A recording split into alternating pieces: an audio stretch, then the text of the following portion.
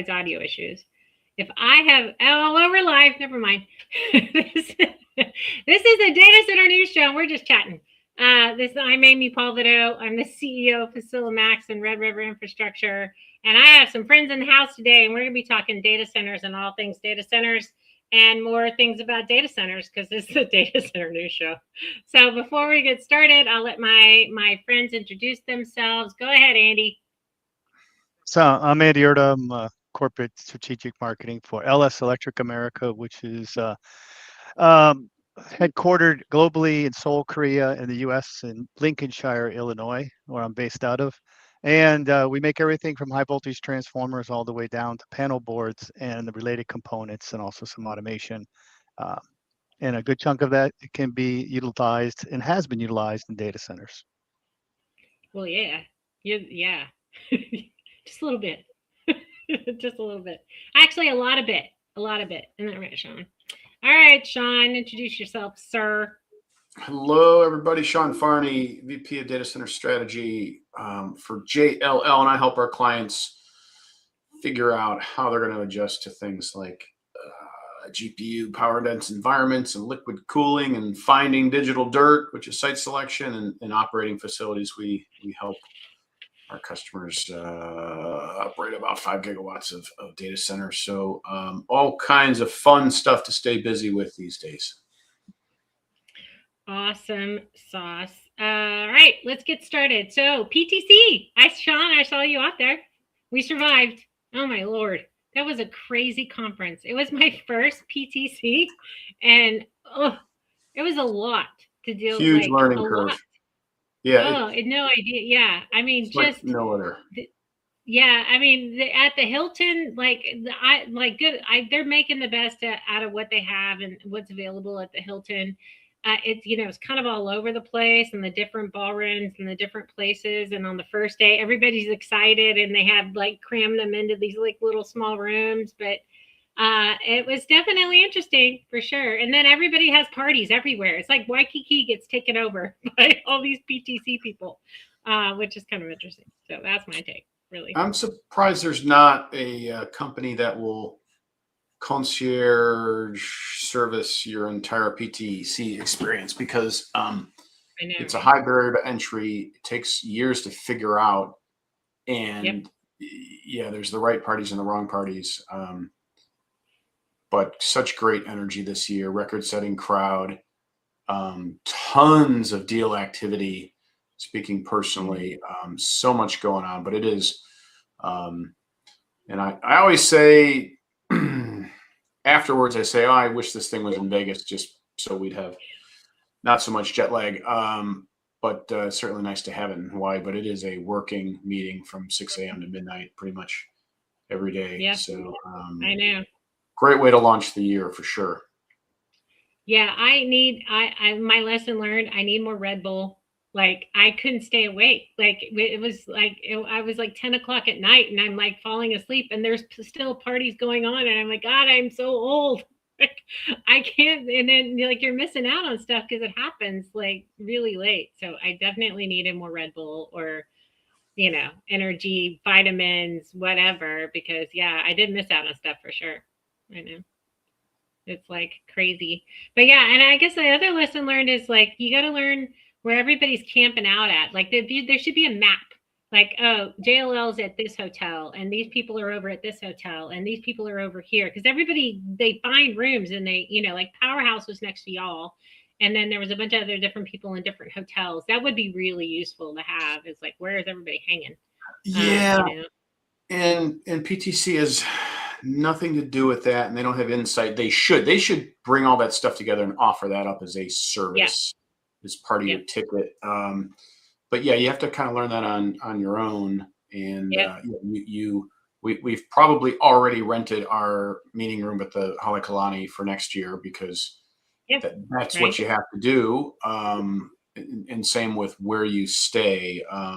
It's a tough nut to crack, but definitely mandatory for the industry.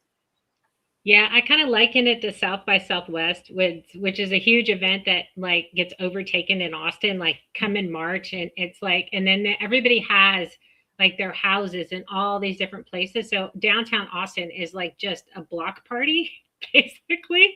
And what South by did was everybody, they kind of knew that this was happening, so they just created a Luma page where everybody can put all of their events, even though it's not officially a South by Southwest event, but it's happening in the periphery. They created that, as easy as that, and then everybody just uploads everything, so everybody knows where everything's going on in one place, which is kind of nice. So yeah, it was definitely interesting. So maybe PTC will learn that. I do like the women's events and things that they did for the women, to get them together, and they had like the whole week long of stuff at women events. So yeah, Andy, you should go next year. You'd be amazed at the amount of people at PTC. I was just looking it up while you guys were chatting. Yes. Yeah. Sounds very interesting. It is one of the events, right? Like one of the major events. Like if you were to pick, PTC is one of the events for the data center industry. Sure. It's always interesting when you have to approach your boss to say that you need to take a business trip to Hawaii. Yeah. Well, but it's what I thought was really interesting this year, because I've been a bunch. It used to be almost exclusively senior level folks. This year, it was much more democratized. There were different career phase folks there that I noticed a lot for the first time. So it's really it's becoming much broader. But it's a pretty easy sell when you look at who goes there, who has presence there, and a lot of companies make that their kind of annual kickoff meeting. You know, bring the sales team or bring the management team. So a must for sure. But yeah, it's got some perception issues with Hawaii in January for sure. Yeah, no, it's a great idea. Yeah, I actually will look into it. We're only doing 13 trade events this year. In fact, 2 next week. We're doing AHR in Vegas, as you mentioned, and we're going to be at Distributech in San Diego the same week. So I'm spending 2 days at each. So and then we go back a week and a half later to another show, Intersolar in San Diego. So busy beginning part of the year for us here. Yeah, for sure. Distributech is one of those that kind of like PTC is like usually used to be like a connection conference, and then it became very data center focused because it was driving a lot of the interconnection, like a lot of the digital infrastructure. And then I think Distributech is the same, right? I've seen it started to focus on data center kind of leaning because it's driving a lot of the interconnection growth, right? I would assume. But yeah, I've not been to a Distributech, but we'll see. Who knows? It's a good argument that we're in a data center economy, and if we didn't have the strong growth in data centers, we would probably not have the robust marketplace that we have going on in this country. Even with all the headwinds with tariffs and whatever, it's still a very busy time. And Sean's tagline sums it up perfectly. So many people want to have their data centers and they want to get it done in very little time, or as little as time as possible. So that's the world we live in right now. And then there's people that are worried about expanding on transformers. I got contacted by a market research firm that's trying to find out is if you invest in medium voltage or high voltage capacity of transformers, will that fall on its face? And my opinion, for what it's worth, is that I don't think the transformers are going to go anywhere for at least 10 years. I think there's going to be a strong demand for especially utility grade transformers. What do you think, Sean? What do you think on that? Well, with transformers, it's always more than meets the eye, right? Mm-hmm. Anyone? I mean, anyone?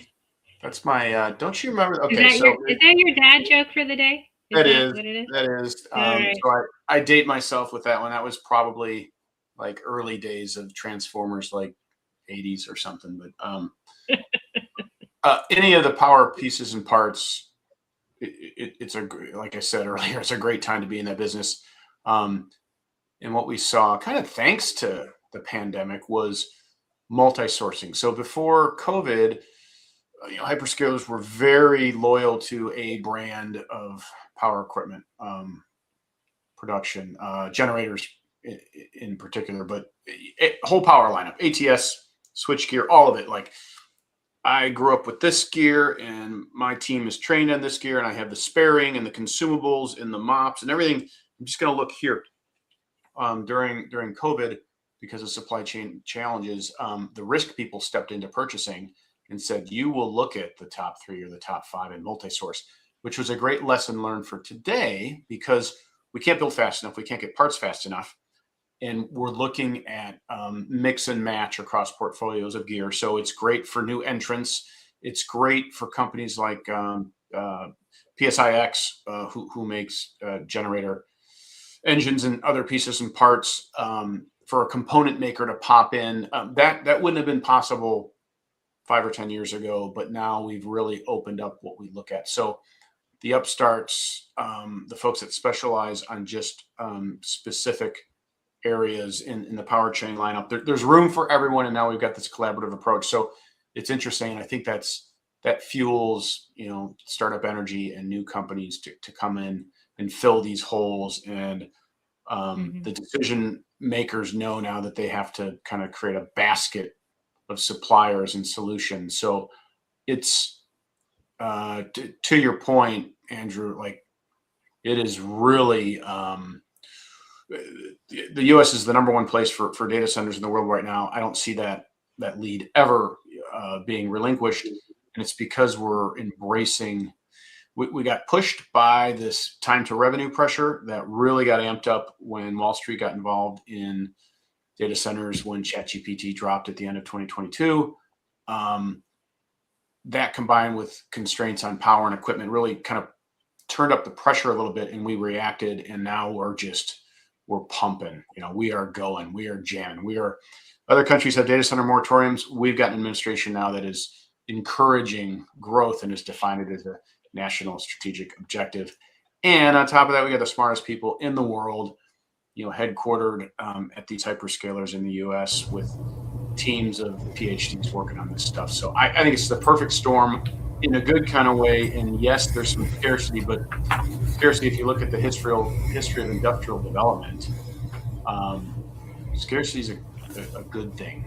It pushes us. And so I see a 5-year runway. I'll extend the recently coined, JLL coined investment super cycle, which is the next 3.5 years and $3 trillion. I'll extend that out to 5 and say it's well over $5 trillion for the entire value chain. So great time to be alive. Unless you're Roxanne, you got to find all these people to work in these places, and exactly. She's here right when we're about to talk about data center construction. Roxanne shows up on time, on cue. Yes, exactly. So is anyone surprised that data center construction was like 4 times what the year before? Like the amount of construction that happened, like they did in November 2025 to November 2024 in the amount of volume. And obviously the numbers could be inflated because we have supply chain and inflation and all these other things, but still it's 4 times in the dollar amount of construction in November 25. I'm sure Roxanne felt it. Like, she's having to hire people left and right for this industry. And then we have this $3 trillion super cycle that JLL is just now, ordained. And so how are we going to get that done?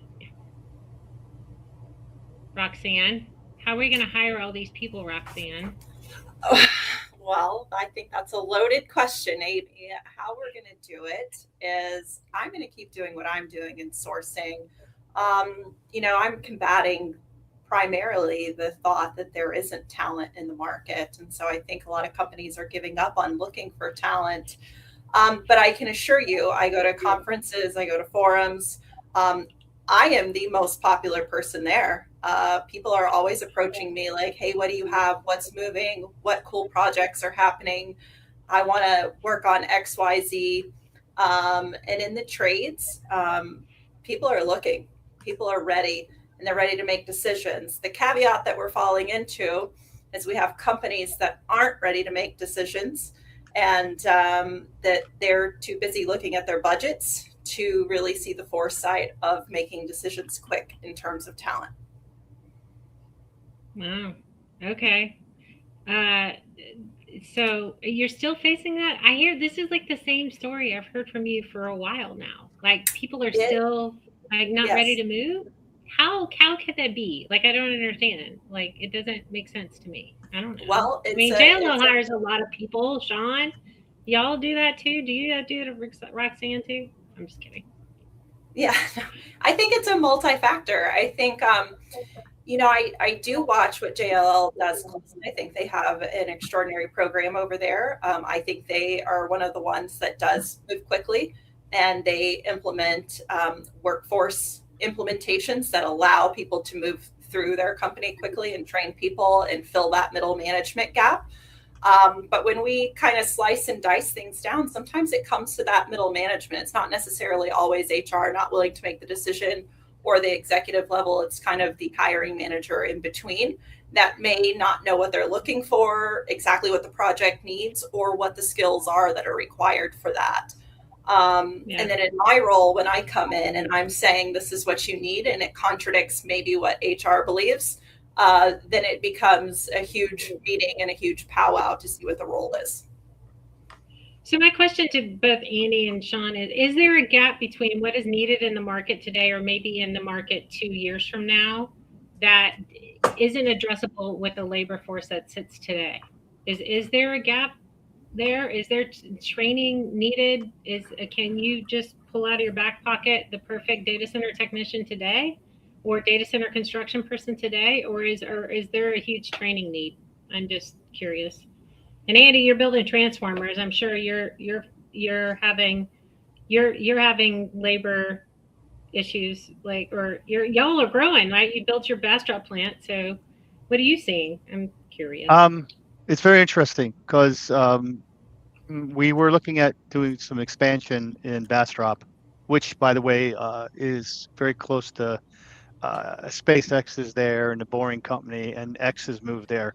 So the labor force is tough to find good people because there's a lot of competition in that small little area, which is outside of Austin. There's a lot of other business too, and it's not that far from Houston. So there's a couple hours from Houston. So there's a lot of draw for people, good, talented people. So it's difficult in any industry today. My daughter's a dentist. She can't find qualified people either, a qualified associate dentist. It's a vacuum. But your question was 2 years hence. So in my prior life, I was Square D Schneider Services for the Midwest, and I had about 13 sales engineers, and we had a cadre of service techs, and a lot of them did stuff on data centers. And the problem is we're not bringing enough people into the trades that I see that can do the service work for startup, commissioning, and repair. That's a very painful need. And I think that's one of the area where we need to convince more people in high school, instead of going to college, they should really look at the trades, not just electrical technicians, but plumbing, whatever. I think that's important. I think too many people are hung up on going to college today, and when they come out with a marketing degree or something like that, they may find themselves working at Starbucks or something like that instead of having a high-paid trade job. So I think that's one of the arenas. The other thing is, which is interesting, we have a facility in Utah, which is MCM Engineering. We purchased them about 4 years ago for do custom switchgear, and we just kicked off an expansion of 100,000 square foot facility. We're going to be starting to build low voltage there. So they say in that market, and I probably shouldn't say this because people might go out there and put infrastructure in, that they do not have an issue hiring people, and they can find good people out there. So that's one of the reasons why we decided to expand more in Utah than Texas. So that's the only way I could, answer based upon recent decisions. Now, the transformer factories we have right now currently are in Korea or Indonesia, and we also augment with some third parties. But we purchased a company several years ago, High Voltage Transformers, that was a supplier, and we doubled their factory over the last year for utility grade transformers. So we built pretty strongly in that arena. That's one of the reasons why we're going to be at Distributech, to let people know that we are committed to servicing utility grade transmission.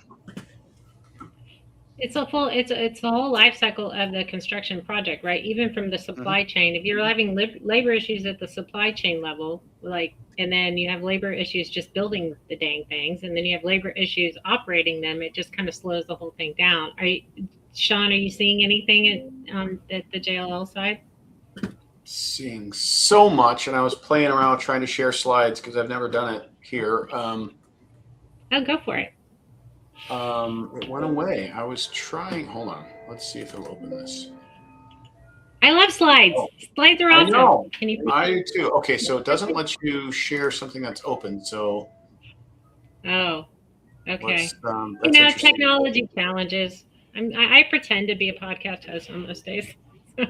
Technology is wonderful when it works. I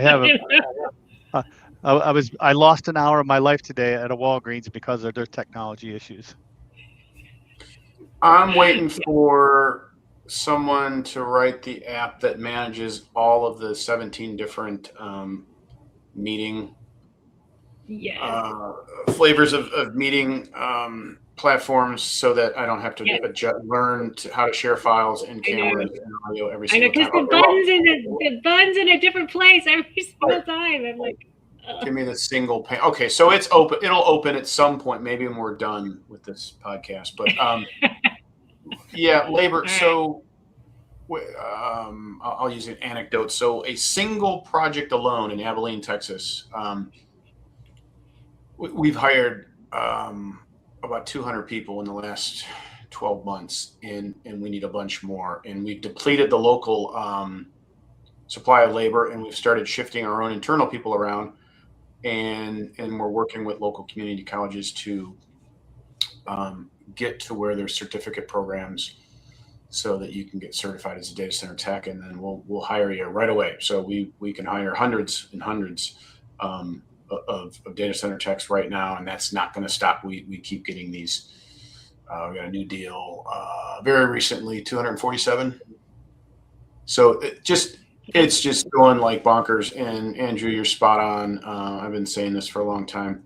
We need to, at even the middle school level, start talking about how much the great logos and what working for a data center company means vis-a-vis their phones. Like, kids understand that. The guaranteed 100% employment program that going to work for a data center company is, and in the very rich payout.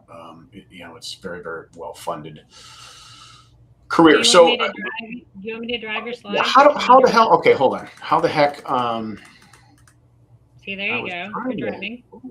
It's trying to get to. Okay, this isn't bad. This is decent. Here we go. So this is just several of the different themes we've been talking about, the growth, but it just shows you what's going on. So basically, we're going to double in the next 5 years. So we're going to double the switchgear we need. We're going to double the people we need. We're going to double the land that we need. We're going to double the power that we need. So it's not going anywhere. So buckle up. It's a blast, and we got 5 years, or almost 5 years. And does anybody have a labor shortage estimate? Has anybody done that? Do you know? I haven't seen an authoritative one, but anecdotally, we are. And who knows, between companies like JLL that do operations and those that self-perform, I don't know what the total labor in the data center field is, but I would bet we're going to be at a 20% deficit for the next 5 years. So we need to educate more. We need to.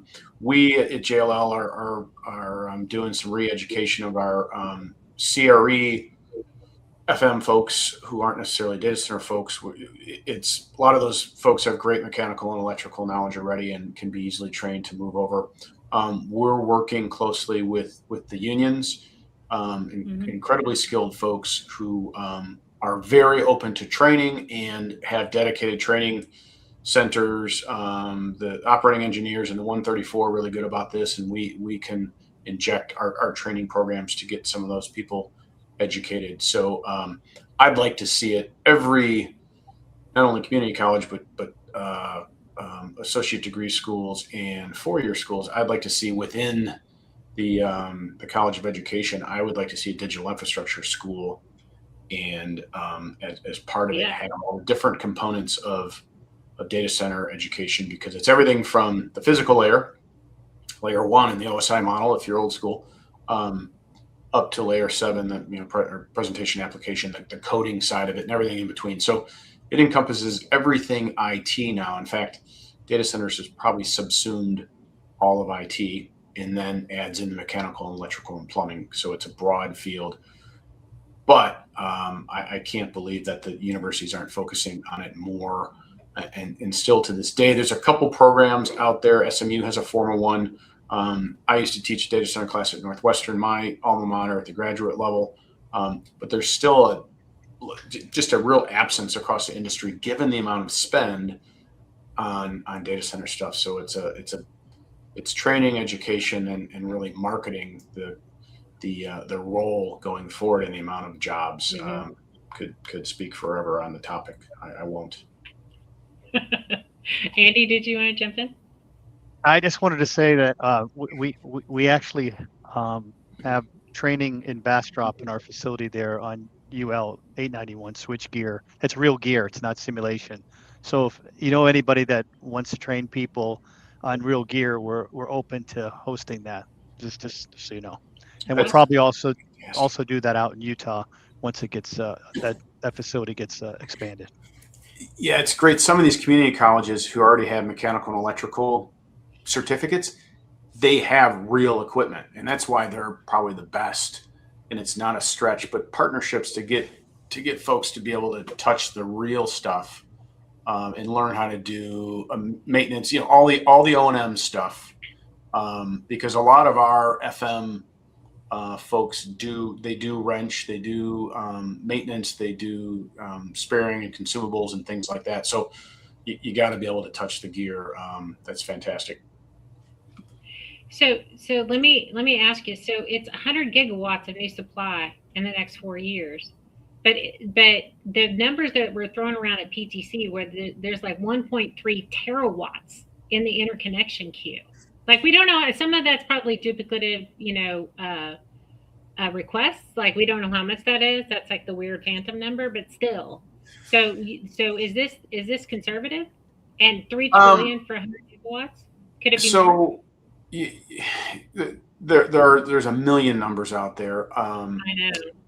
And I think the bigger numbers sometimes include land banked property, which can double requests. So you have to be careful what you look at. I think this is very conservative, and our research folks are good, and there's a lot of numbers behind this. Happy to share it offline. This is scary enough. Even conservative, like this is a double. Different ways to look at it. And there's a lot of development which may have a power study, which is never going to actually be a facility. So it's wild, wild west. I trust JLL research, and my head of research can defend those numbers pretty well. Yeah, no, it's fair. It could be more, though. I mean, it's really kind of interesting to see where we end up and going. And but if you take a look at like let's be real. Like my little site in Martindale, Texas, is, we're not going to get connected to the grid for 10 years. Like, that's what they're telling us. And so we're having to do behind the meter stuff. So we don't even know, like, if all those people are doing behind the meter deployments, like it's interesting to see where it'll go. But it's only going to go up. I don't think it's going to go down. It's not going to go down. And we could have a major paradigm shift. So in 3 years, Oklo could crack the code. They could get a hold of fuel from the national stockpile, and poof, they could suddenly be able to produce 5 gigawatts of power, which would immediately be sucked up. And that's something like that is not at all reflected in this. So this is doesn't reflect things that are going to happen in the future that we don't know about yet, which is kind of redundant, but still scary, conservative, backed by what our clients are doing. And we could have a huge jump off, or there could be adaptive reuse where that power is in some ways already accounted for, but could be large facilities as well. Yeah, no, I know. It'll be interesting to see kind of where it goes, and everybody figures out new methods and ways to do faster delivery of capacity. I mean, at the end of the day, that's what everybody's trying to figure out right now, right? Yep.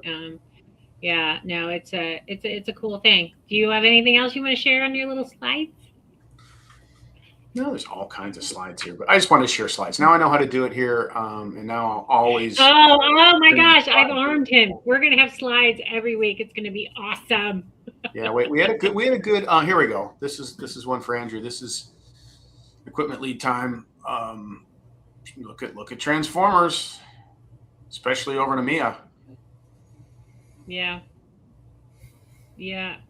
That's 33 weeks though is not awful. I mean, well, depending on when it used to be worse, right? It was like, wasn't it like, I don't know, something crazy town, like 2 years? Yeah,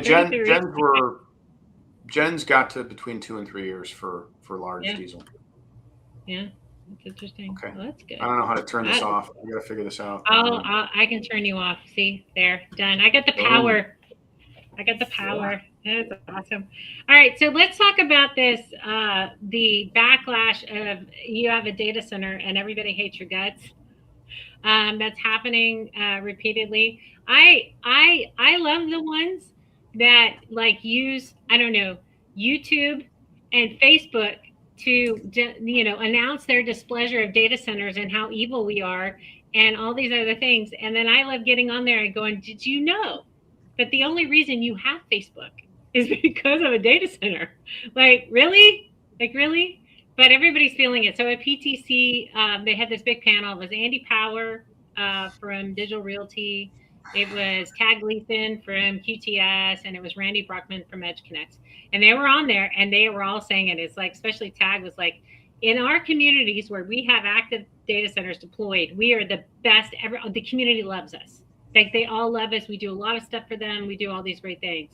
But in the communities that we're going into, we are evil. Like, nobody wants us there. Nobody likes us there. So how I mean, as we see some of this and how we're going to face some of this, what is it? I mean, first of all, like, look, like in Texas, if you're in the county, there's no zoning. If you're in the city of Houston, there's no zoning. You can't stop us. Like, nice try.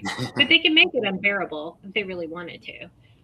So I'm just, but that's Texas. I'm very lucky, the state I live in, that we can do that, but not everybody's the same, like Pennsylvania, Indiana, Wisconsin, whatever. You're seeing this kind of uprising all over the place. And so how do we handle this? Like, what do you see happening, Sean, in the market and everybody else? Like, what do you see?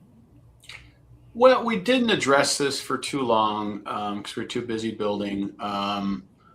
I would echo your sentiments. I know the data center that I built, I bought a new water main for the city of North Lake, Illinois. I distributed a whole bunch of free software. I threw a lot of barbecues. I had the fire department over quarterly for a big walkthrough and a cocktail party. Data centers do great things, and the list is really, really long. We did a bad job of marketing over time, and now there's some organized NIMBY groups.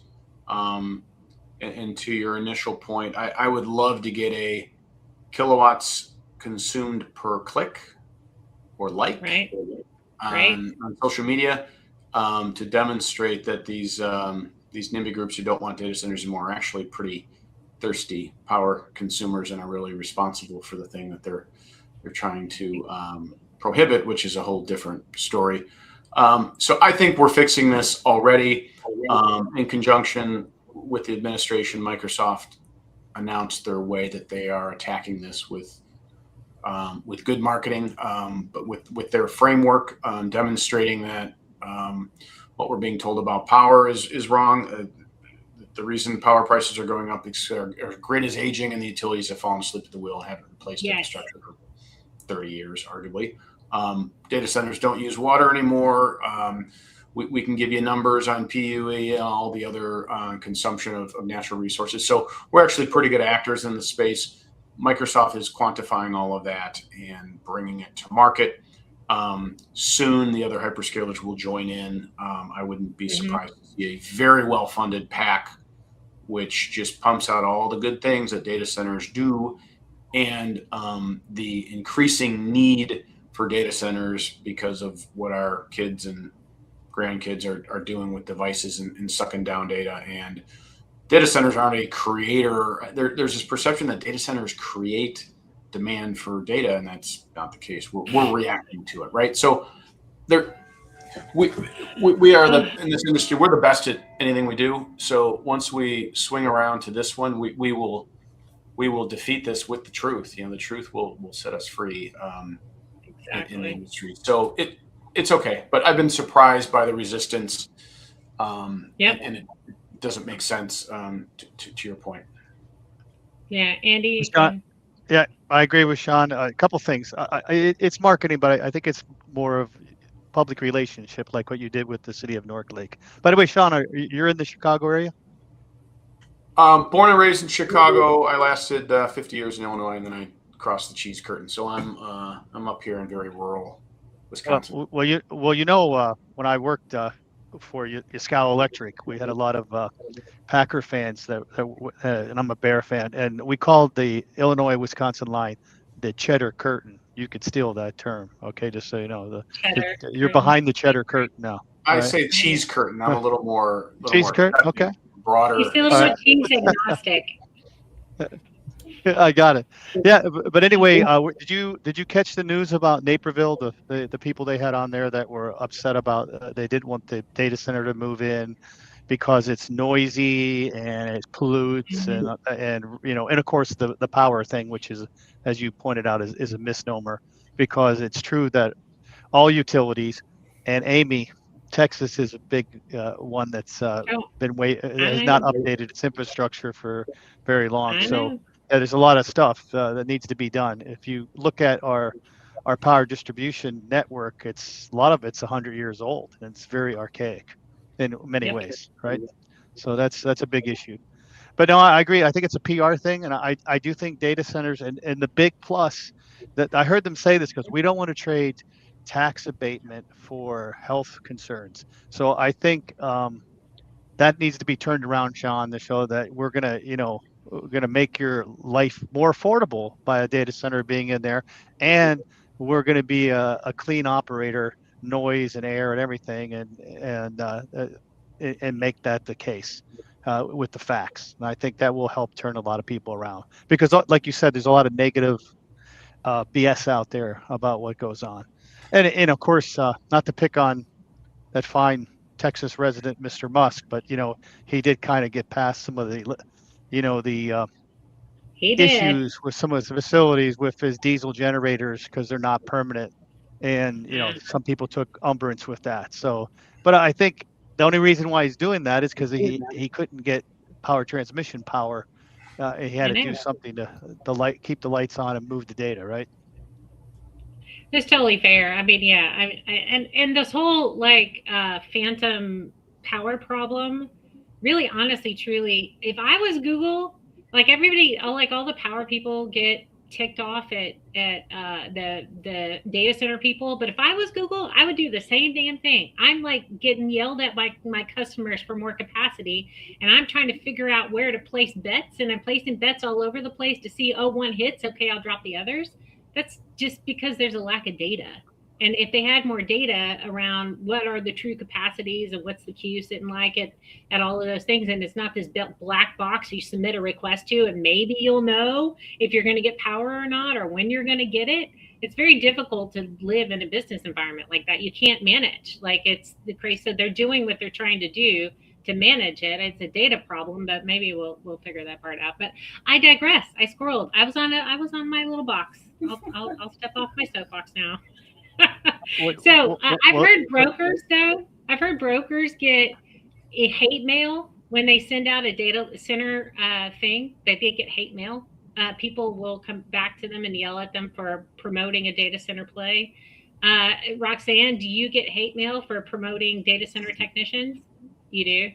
It's interesting. I get hate mail, but I think I get it in a different fashion. It's more personal, like, why are you supporting this? Why would you support these endeavors?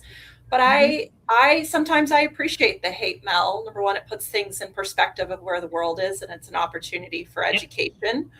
And so I agree a lot with Andrew and Sean as well. And, in the last 2 years, I think the data center space in general has done a lot to kind of demystify what they do and who they are and who the companies are.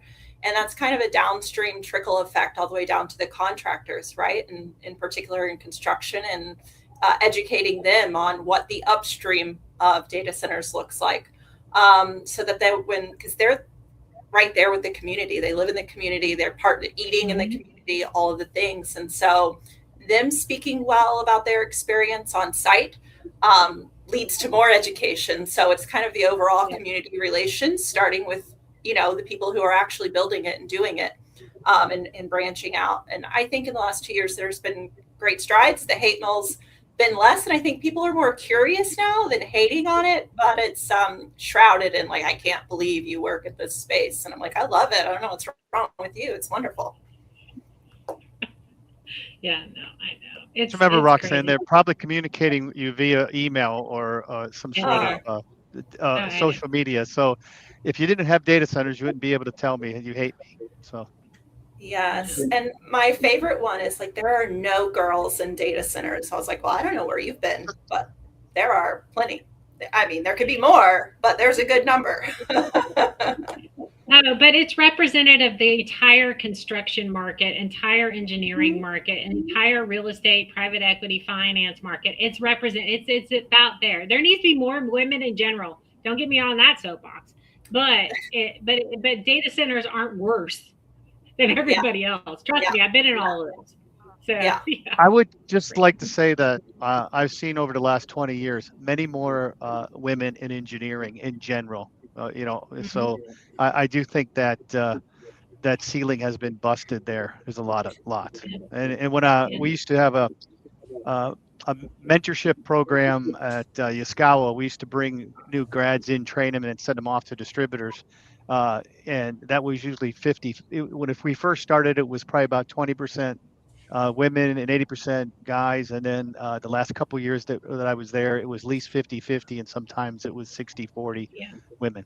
So it's a good field for them to get into. Yeah, for sure. Yeah, it is. It's a great field to get into. And I'm surprised the data center industry isn't stealing, like, all those multifamily technicians, like those people that have to be multi-skilled, like, HVAC and electrical and carpentry and everything. The only thing they don't know is like low voltage connectivity, but but they know everything else. Like the multifamily industry will hate my guts, but like seriously, I don't know why people aren't stealing all of them. I don't know why they aren't either. This is what I'm saying when I've faced this within companies that don't want to make decisions. They're looking for easy decisions, like, oh, they have 3 years of experience on this project. And I'm like, well, that's really hard to find because people are very project based. We can find it. However, I'm like, you have all of this avenue that everybody checks everything in every box. Let's just use your multifamily connection. And you just got to teach them this one thing. Why aren't we going where there's a kind of an abundance of talent in a way, if we think of it that way, and bring them over? And so when I talk about talent in general, I talk about talent across the construction spectrum. So I get in my firm here, I get that view, right? We deal with all construction.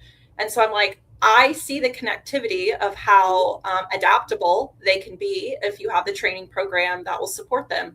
And I know Sean was speaking to that earlier when he was talking about, bringing people over, and, you have to create that structure internally, and that is a cost. But it's also a cost-saving measure in the future, and it'll stop the cycle of no talent. There's talent. We just need to be creative about it. Yeah, for sure. If we, yeah, and I think most people will. They're going to solve the problem, but they might solve it with robots, right? Sean, have you heard of robots? I've heard of robots. Robots. We're testing robots right over here in downtown Milwaukee. We've got robots on site that will supplement. That's not a replacement of staff. That's augmenting. They can run all night and do silly stuff. They can do great rounds and readings, and then because we do have a labor shortage, the folks we do have can be tasked with higher order stuff. So robots, good thing. Have they been? So you have one. So they're just doing. I know that they had robots doing like security, walking around and doing those. They had the robot dogs. So doing readings, which is pretty cool. Any other like major? Are they swapping out blades yet? No. They can do.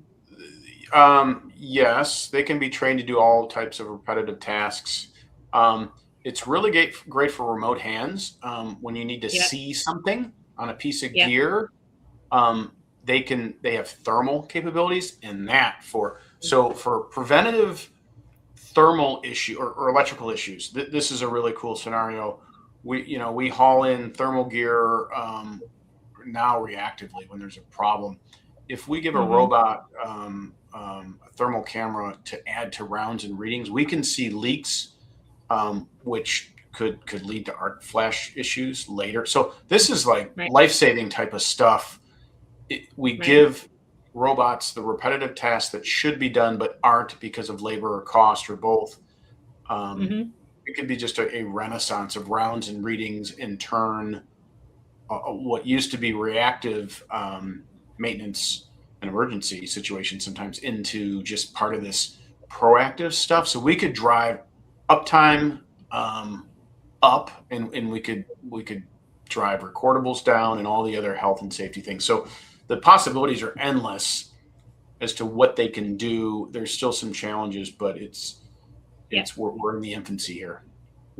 Yeah, physical AI and understanding that for sure. I know there was just a data center fire. I can't remember, and they happen on occasion. But there was one recently, and don't quote me. I don't know where it was at. I just remember seeing it, and I was like, "Oh yeah, well that happens sometimes." But yeah, which is kind of crazy. Would you want to jump in, Andy? So most of my career was in factory automation before I got into switchgear about 12 years ago. So I fully understand automation and robotics. And the gentleman I mentioned before, Mr. Musk, is actually promising to be able to ship to the public or to industry, true robots that can actually do higher tasks. So we'll see if that happens. That's going to be a big boon for manufacturing and a lot of other areas. But robots are here to stay, and they're going to continue on, and hopefully, they will augment some of the dirty jobs that humans have to do in the past. So it's really a good thing. But the predictive maintenance is really the future for maintenance. You said proactive maintenance, same thing. And today with technology, actually going back to my Schneider days, if you have the right gear and you have the right sensors, you can predict when a transformer is going to get a cold, when it catches pneumonia, and when it will expire. So there's a good case study about Rochester Medical Center on YouTube and also on Square D Schneider's site about how they predicted that they were going to lose a medium voltage transformer. The facility manager finally got funding from the board, ordered the medium voltage transformer. It showed up months later. I forget what the delivery time was, but it was like 9 months. And it was on the dock, and the old one died. So it saved them an immense amount of time. Yeah. So Sean, I 100% agree. Proactive, predictive maintenance is the way to go, because if you can fix a problem before it becomes a catastrophe, it's the ROI on that is immense. There's no doubt about it. All right. We have an interactive audience, and so we have a question, and this one is for Sean. Look at that. People have questions. So around the robots, because we knew this was going to happen, what metrics are the robots reading? And can you say? And then the power quality data or metering data, is that, or what are they reading? So all the traditional rounds and readings metrics, which varies by facility, but basically it's all the mechanical, electrical, and plumbing gear. So when you're running a data center, if you do the planning right and the design right and the build right, most of your work is proactive operations and maintenance stuff. So you have a team of folks who just go around and check dials and kick tires, so to speak, and do that type of thing. Most of this stuff can be captured by BIM and CMMS and other recording platforms, but there's no replacement for having the walk around, the real presence, the in real life reading. So you continually have equipment that's checked on a daily or weekly or whatever the interval is. It could be per shift during a day. And this is where robots can just take over and do this type of thing. So it could be as simple as sometimes I had my folks do a non-standard routing, go look for red lights. Like we already have established routines for rounds and readings to check gear, but you're just going to go walk around. I operated a 700,000 square foot facility. So it was big. You could walk around, you could do a few miles, you could get a lot of steps. Go walk around and just look for things that look out of place, look for red lights. And robots are really good at doing diffs on images. And you can load a robot up with the manuals for as much equipment as you want, and they can spend 24 hours continuously just looking at gear and gauges and readouts. They can even in a more advanced way, you can interface with equipment and download logs and all that type of thing. So possibilities are endless, but rounds and readings is an important part of every critical environments program. We all do it. We have to do it. You want to do it. If that can be supplemented and extended by robots, piece of cake. But we will. I don't think, nor do I think we want to replace that in real life element of day-to-day operations. So having that capability extended, and you can do it in the dark with a robot. You can do it when no one else wants to work, and you can also, if you can reduce your third shift personnel, then your safety goes up and your errors go down, because third shift folks generally perform worse because of shortage of sleep and all the other reading. But there's just all kinds of good to having this capability. Yeah, that's awesome. So people, Andy, go. So that I agree with everything Sean said. Another augment to have the walk around is to have the gear like on the transformer. It actually measures ozone. So as the insulation of a medium voltage transformer breaks down, there's more ozone. So you can tell that it's starting to die, or degrade, I guess is a better word. So what they do is they pull that to the edge, and then it goes up to the cloud. And today the cloud is very smart. And what they usually do is they set up a healthy picture of when that gear or whatever that product is. It could be a transformer, it could be a generator, goes in, and they know what it's like. And then they, every so often, hourly or whatever, they pull the data to see where it's at. And then they can actually tell when it's going to have an issue. And then they can be proactive and schedule somebody to go in there and do the maintenance also. So that's another assist to the robotic and walk around with the humans.